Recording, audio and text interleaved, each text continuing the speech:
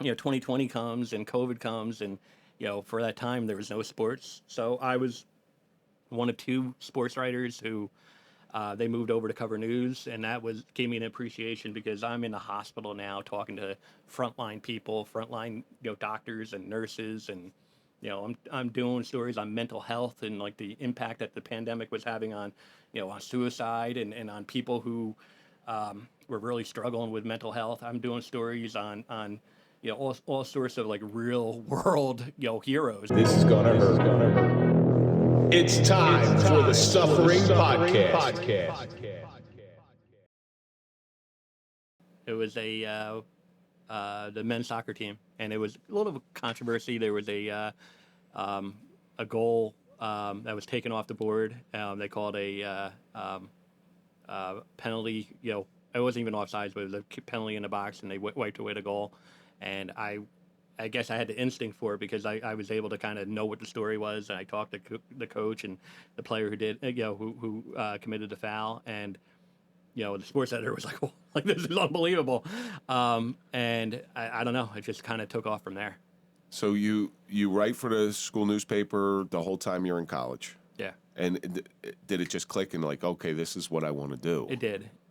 I was working at a Target over in Edison, the first one in the state to open. They were like from Minnesota, and had a pretty good job. I was like a manager, like hired to be a manager, and I was making probably 27 grand, which at the time was probably more than most of my friends were making. And I did it for about 8 or 9 months, and I hated it. And I said I gotta commit to the sports writing thing. My father thought I was nuts because I got offered a part-time job at the Home News Tribune, covering high school sports, and I think I took it for like 14 grand, and I was still going to school at the time. I had transferred to Kane, and my father was like, "What are you doing? Like, you're giving all." I'm like, "This is what I want to do." That's where the passion comes in, right? No doubt. That ingredient of passion. It could have been snuffed out by that teacher, Yeah, right? Like that could doubt. have been where the story ends, but you kept going. That's a great point. So sometimes you got to take a hit in order to get to where you want to go. Mm-hmm. Yeah, you got to make that sacrifice, because otherwise, let's say you were to stay at Target and you work your way up to middle management and your salary gets better. Now it becomes much harder to go follow your dream. It's much easier to follow a dream when you're younger.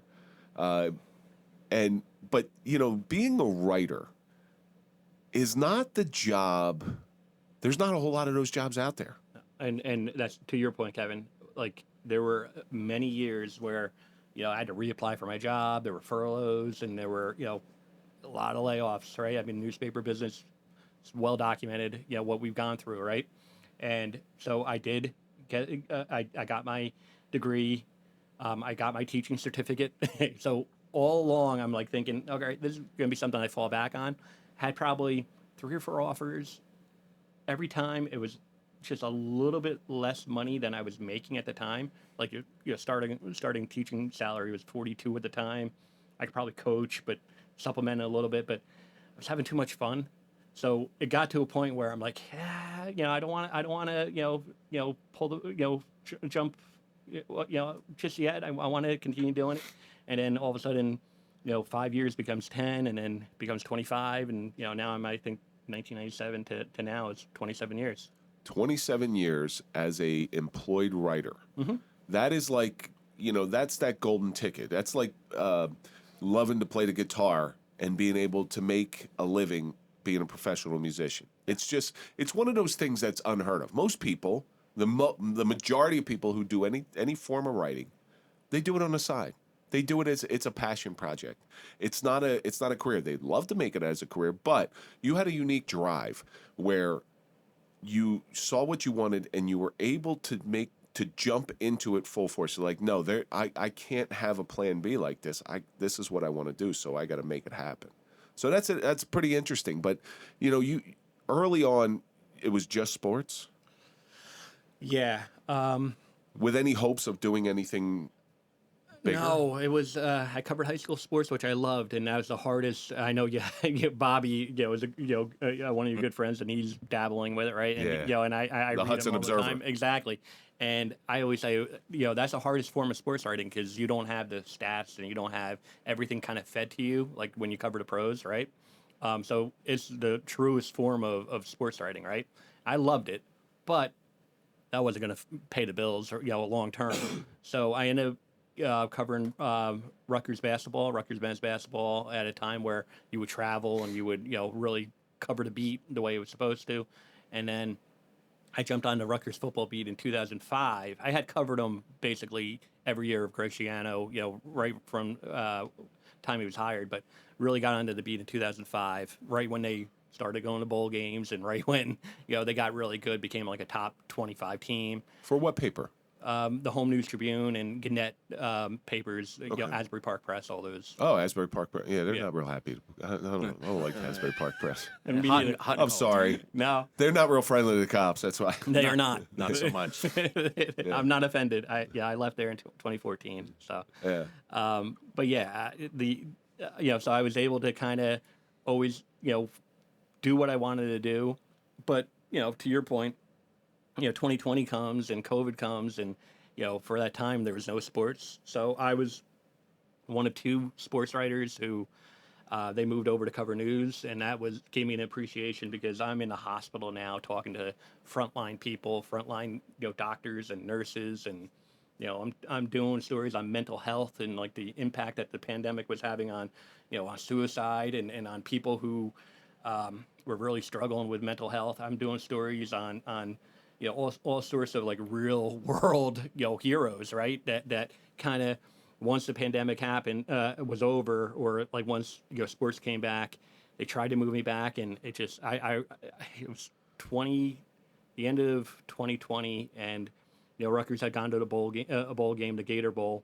And I remember walking out of the press box that day. I'm like, I told a colleague, I'm like, I don't think I could do it anymore. Like, it just. Unless you're writing like a story like The Blind Side, like a human interest piece, because now all of a sudden you're getting into news where it's human interest, right? And there's no knock against like what sports writers do or what sports is, because sports is a great escape, right? Mm-hmm. But it just wasn't at that point. I had too many real world experiences. I thought I had more to offer, to be able to kind of tell other stories that were just bigger and more important. And you're like the popular guy when it goes to college. When you go to a college game, you're like the popular guy. You're the guy that are like, oh yeah, he's the reporter. No, because I mean Rutgers. If in 20, right after Greg left, and then a couple of years they had they were okay, but then they had a lot of controversy, a lot of scandal, a lot of player arrest, and. Well, a lot of incompetence. Don Imus didn't help the women's basketball team. They did not. team. No, Not so much. They had a lot of incompetence, but I was the one breaking a lot of that. Oh wow! Not necessarily a popular position either. So exactly. When you're breaking news, that's the fans are. What's the word of fans? It's fanatical, right? I mean, fans are passionate about their favorite teams, and so who do they blame? They blame the messenger. And so yeah, there were times where I would shut off my Twitter, or I deleted my Facebook, and yeah, I mean, had to. There was one instance, and again, was never about me, but my editor is reading like the forum and and like all my subtweets, and he said, we're gonna send like security to your house because it was. Oh, you were getting. Yeah, it wasn't good. But again, nothing compared to what real journalists have to go through. So I imagine not a big deal. If you're getting death threats, you're doing something right. Right? Oh, no. Well, there was never a story, and that's what people didn't understand. After we would break the story, then the school had an independent investigator look into it, and then they would come out with a report that would echo everything that we reported. And you feel, on one hand, you feel a little validated, but at the same time, you feel like the fans finally realized, okay, it wasn't them, it was our head coach who was trying to change a player's grade, or trying to keep eligible 9 guys who had broken in, had done a bunch of crime, went on a crime spree on campus, and tried to keep them eligible. And well, that happened all over. Oh yeah, no doubt, God, yeah. No doubt. I went to college in the '90s and played football. Yeah, and I will tell you, I will tell you that our quarterback was the first one to take our piss test, and there was a big gulp cup sitting on top of the toilet, and he didn't piss for like 3 days. because that whole thing was filled up and everybody go in there just like this. Oh, by the way, you all have diabetes. But there's unethical behavior, especially at a high level of sports, is very, very common. Do you remember, just on an offshoot, do you remember a name, Damon Hayes? Yeah. All right, so Damon's been in here. Oh. He lives over in Jersey City. Wow. He's a friend of our friend Mike DePalma. Yeah. It's a shame Damon never. He's got a real great story, but he got out of football and he's doing movie producing. Is it really? Yeah. Wow. Yeah. I'm real interested in your process, like your process for writing. It's a job to you. So most people, like I said, will write on the side. So it's sort of when they fit it in, or when they get a little bit of inspiration, they'll go and they'll write it. But for somebody who's got their job as a journalist, as a reporter, you have to actually put time aside in order to write. So tell me a little bit about your process.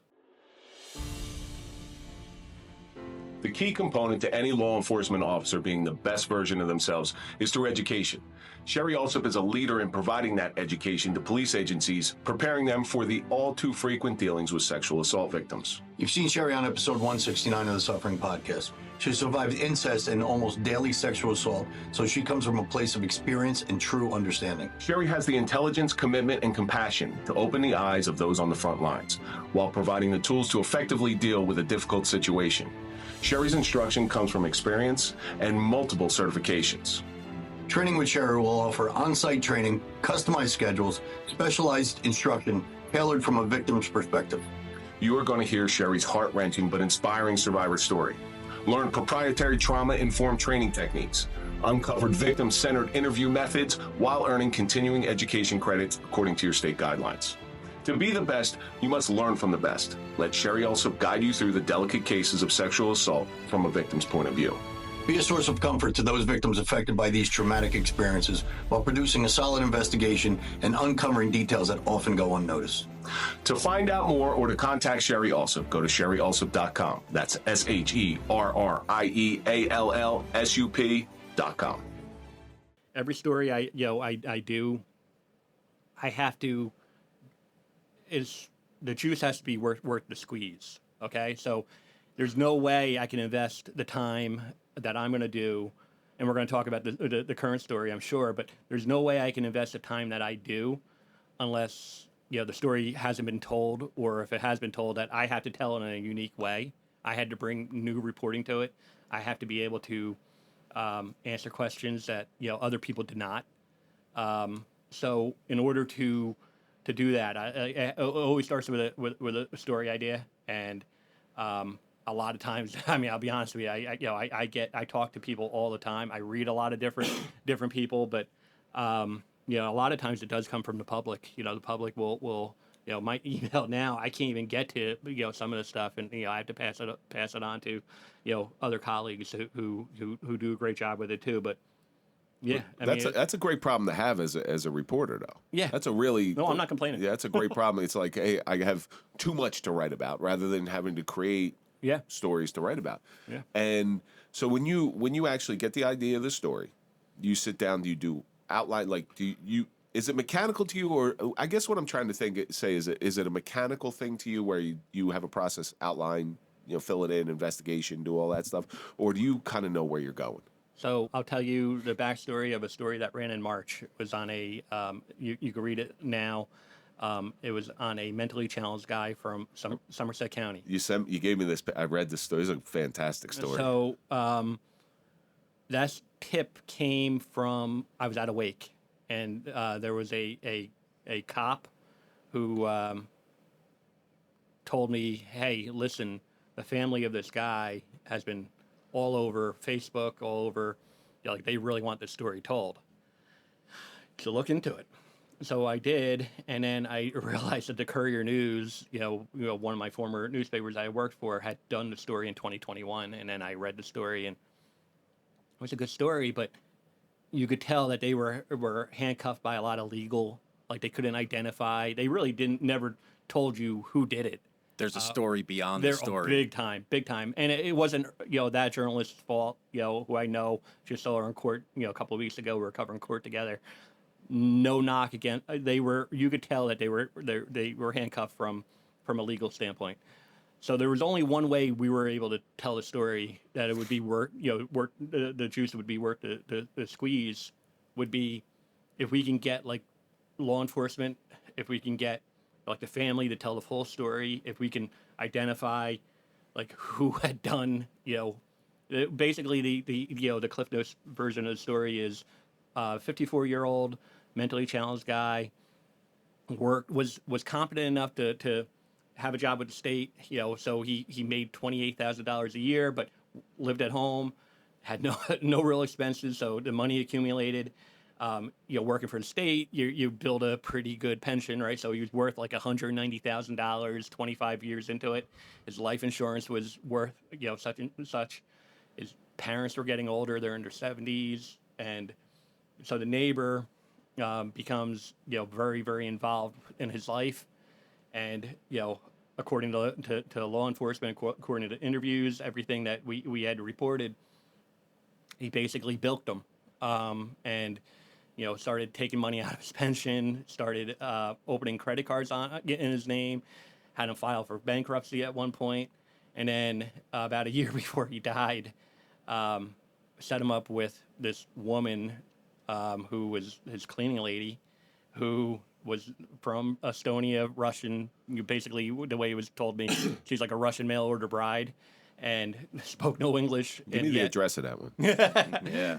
And they end up getting married. We were like completely. The family was like, they had no idea. They got married on a weekend in New York.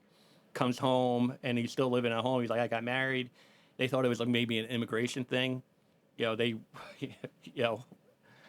So little do they know that 8 months later, they're, according to law enforcement, according to interviews, basically putting antifreeze in his smoothies slowly, over like a 2-week period.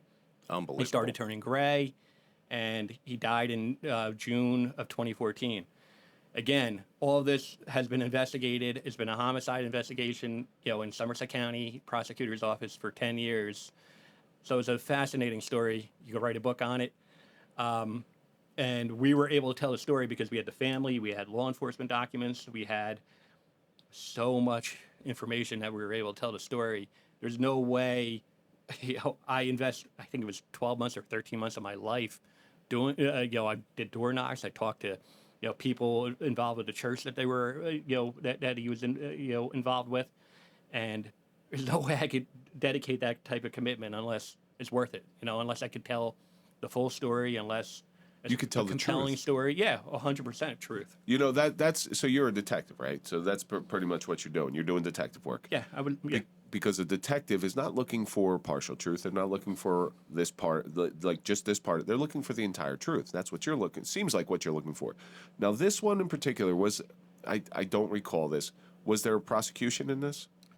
They have not brought it to grand jury. So it's been an active. Wow. It's been an active, open investigation. Now, the local police department they've done all the heavy lifting. Yeah. And they are very, very haunted by the fact that it has not been indicted. It has not been brought to the grand jury. That they have the 2 suspects that Who were walking free. No doubt. And we don't get what we get without getting, law enforcement to tell us some of the nuts and bolts and what was going on. But the prosecutor's office, again, really hard what they do. Okay, that is not, Somerset County was involved with right during that time. They had the John Sheridan murder suicide, which was a high profile case. They had a lot going on. 10 years is an awful long time, and you guys probably every cop, every criminal justice person, every expert we've interviewed during the course of our reporting. Even last week, I talked to someone who was, very familiar with, prosecutors and 10 years, open, active investigation. No one could remember, because it becomes a cold case. It becomes a cold case, but they haven't declared it a cold case. They never closed it. It is, according to the prosecutor's office, an open, active investigation. But it's not active. They're not interviewing people. I mean, it's not. But maybe it can be now, shining a little light on it, on the Well, platform. that's what you do. Okay, you take something like that, which is sort of hitting a dead end, right? You shine a little bit of light, and you get some more interest. You get people rejuvenated and realign the mission. Now, those cops, they got to be kicking themselves in the butt because they know, like, it's not what you know, it's what you can prove.